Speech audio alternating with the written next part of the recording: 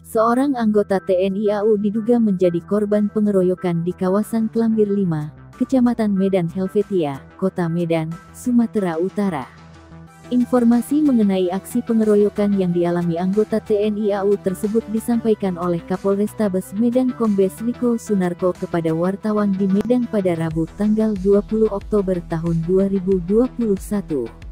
Kombes Riko menuturkan, pihaknya mendapat laporan pengeroyokan terhadap anggota TNI AU yang tak disebutkan namanya itu pada Selasa, tanggal 19 Oktober tahun 2021 malam. Laporan pengeroyokan tersebut disampaikan oleh sejumlah personel TNI AU, bahwa salah satu rekannya telah dikeroyok oleh beberapa orang.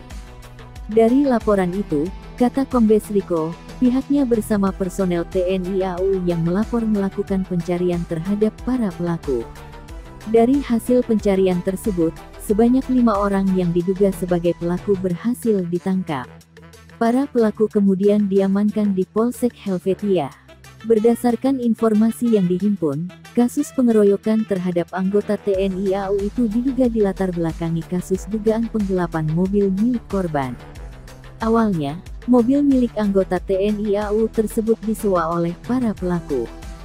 Namun, mobil milik korban tak kunjung dikembalikan.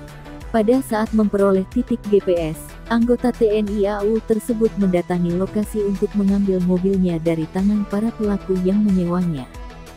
Setibanya di lokasi, persisnya di kawasan Klambir V Helvetia, saat meminta mobilnya, anggota TNI AU tersebut malah dikeroyok.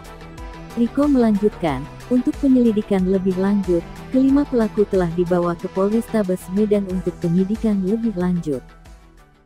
Terima kasih sudah nonton, jangan lupa like, subscribe, dan share ya!